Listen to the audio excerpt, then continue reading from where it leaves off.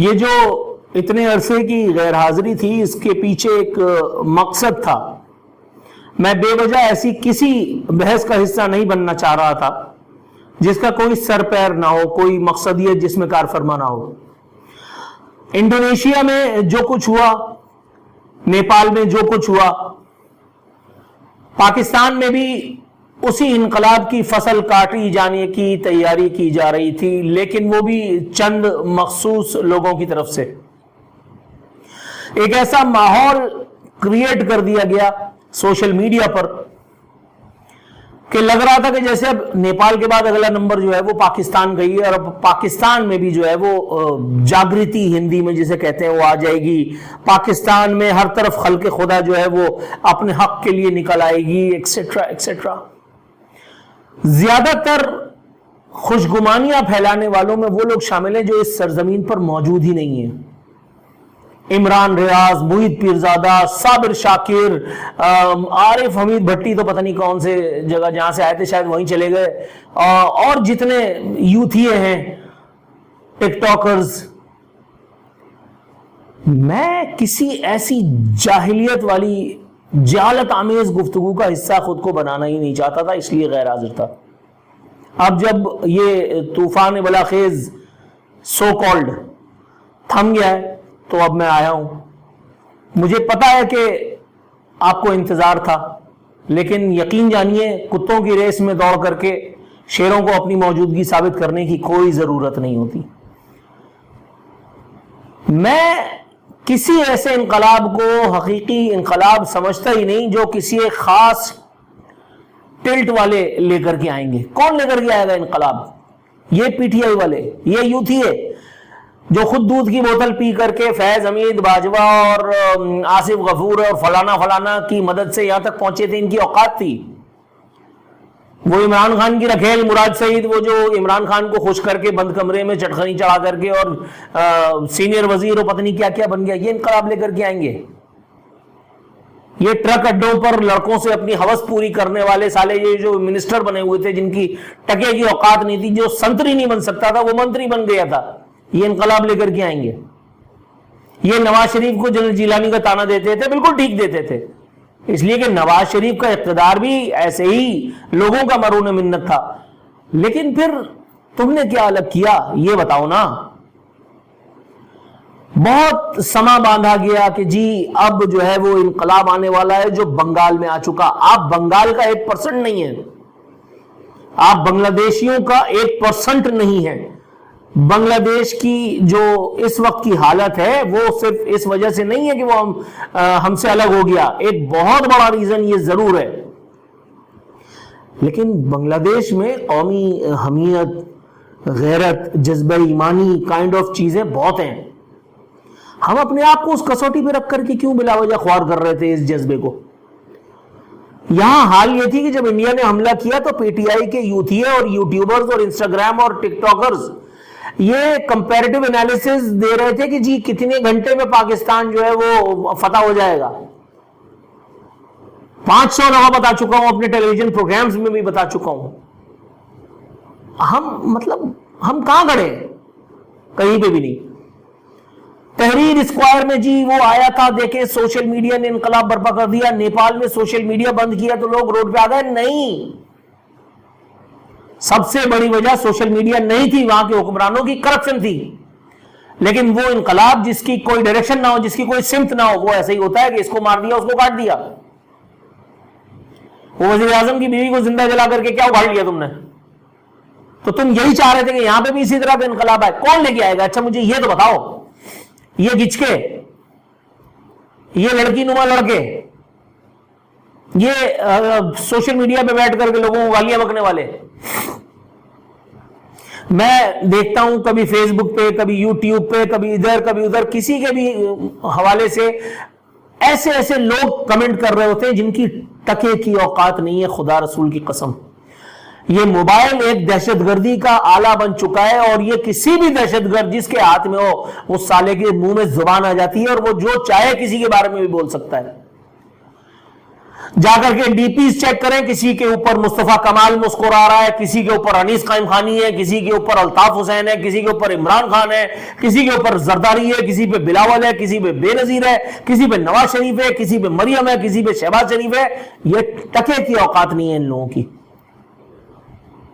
اور یہ لوگوں پہ بیٹھ کے تبصرے اور رائے زنی کر رہے ہوتے ہیں. یہ یہاں انقلاب کیسے آ سکتا ہے؟ We are not fit for that. ہمارے صحافیوں کی بات کر لیتے ہیں. ابھی میں دیکھ رہا تھا، وہ ایک بہت بڑا موقر نام ہے فرحان ملک صاحب، ڈائریکٹر نیوز بھی رہ چکے ہیں بہت سے چینلز میں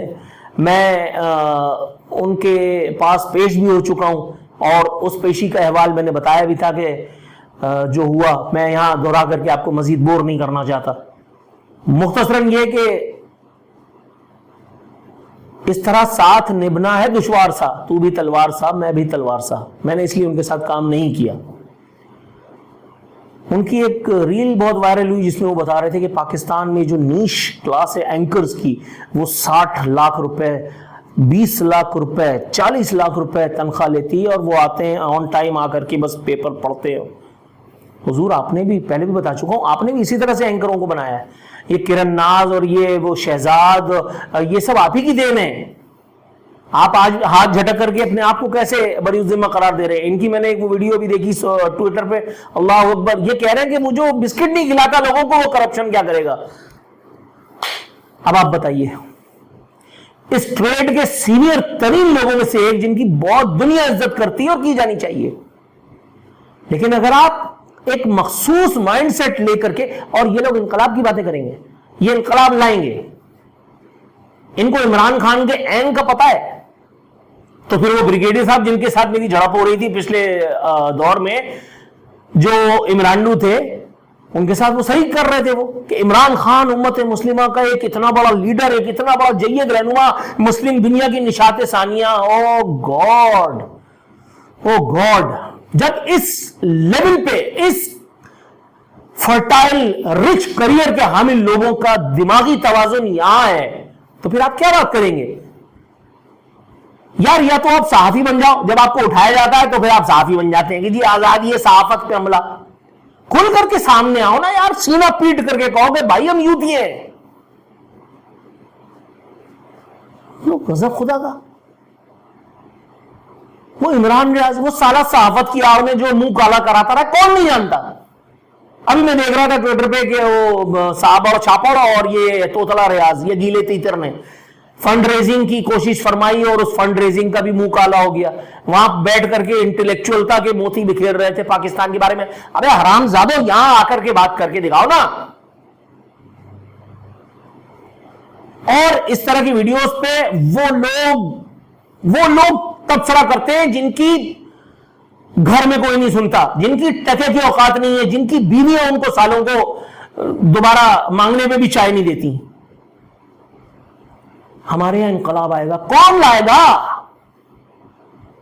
ان گائیڈڈ انقلاب آئے گا. کیسے؟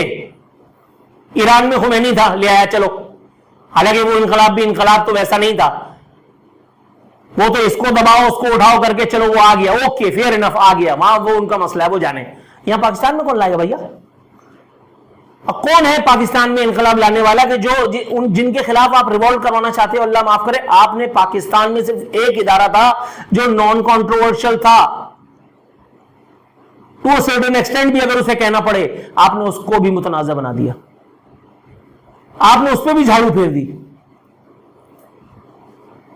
اللہ تعالیٰ نے ان کو متون، جن کو آپ نے فرمایا ہوا تھا، ان کو بچ نکلنے کی ایک راہ متعین فرمائی آپریشن بنیان مرصوص میں، لیکن اس کے بعد پھر دوبارہ معاملات اب وہیں آ کر کے کھڑے ہو گئے. آپ ریوولٹ کروانا چاہ رہے ہیں، آپ نیپال بنانا چاہ رہے ہیں، پاکستان کو انڈونیشیا بنانا چاہ رہے ہیں. انقلاب کی قیمت ہوتی ہے، انقلاب کی قیمت تمہارا باپ چکائے گا.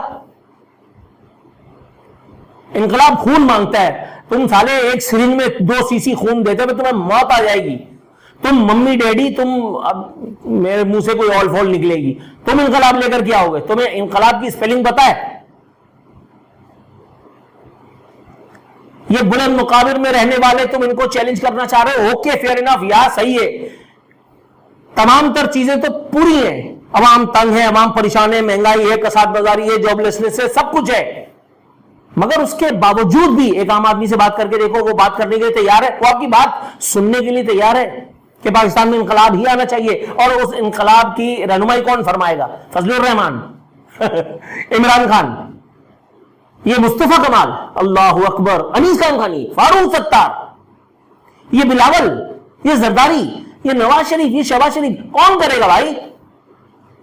جی ہم میں سے ہی کون اٹھے گا؟ ہم میں سے کون؟ وہ کتنا میلا ہے، کتنا گندا ہے، کتنا وی آئی پی ہے، ہمیں کیسے پتا چلے گا جبکہ ہمیں ابھی تک اس کا نام پتہ ہی نہیں معلوم؟ وہ انقلاب لائے گا، کون لائے گا یار؟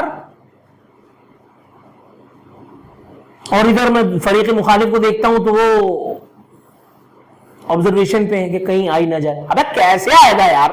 کیا ہو گیا تم لوگوں کو؟ حمیت سے خالی آ رہی لوگ ہیں بھائی. ان کو تم چائے کی دکان پہ گوسپ کرتے ہوئے پاؤ گے، ان کو اپنے گھر کے ڈرائنگ روم میں بیوی بچوں کی موجودگی میں ہیرو بنتے ہوئے دیکھ لینا. یہ کبھی بھی اس اے ٹی ایم کی لائن سے باہر نہیں آنا چاہتے جس میں آپ نے ان کو کھڑا رکھا ہے. میں ایلیٹ کلاس سے بات کر رہا ہوں. یہ کبھی بھی آٹے، دال، چینی، چاول کے بحران سے اس سے باہر آنا ہی نہیں چاہتے. ان کا یہی مائنڈ سیٹ ہے. یہ کتے کی طرح اپنی دم کے پیچھے پیچھے، یہ they are all okay with it. آپ مزے کریں، آپ مزے کریں. اللہ تعالیٰ نے آپ کی دنیا ہی جنت بنا دی ہے، لیکن اسی پہ اکتفا کرنا. وہاں جا کر کے جو ہوگا پھر اس کی کوئی گارنٹی نہیں ہے. آپ ان بھوکے ننگے مفلسوں سے، ان قلاشوں سے، ان فاتر العقل، ان حمیت اور جذبے سے آری، عقل سے ماورا جاہلوں سے بالکل اطمینان رکھیں. یہ اتنے دم خم کے مالک نہیں ہیں کہ یہ اس ملک میں انقلاب لے کر کے آئیں گے. انقلاب لانے کے لیے جو پری ریکویزٹس ہیں، جو میرٹ اس کا ہوتا ہے، وہاں ہم پہنچتے پہنچتے بھی 400-500 سال لگا دیں گے. اس لیے راوی کو چین ہی چین لکھنا چاہیے.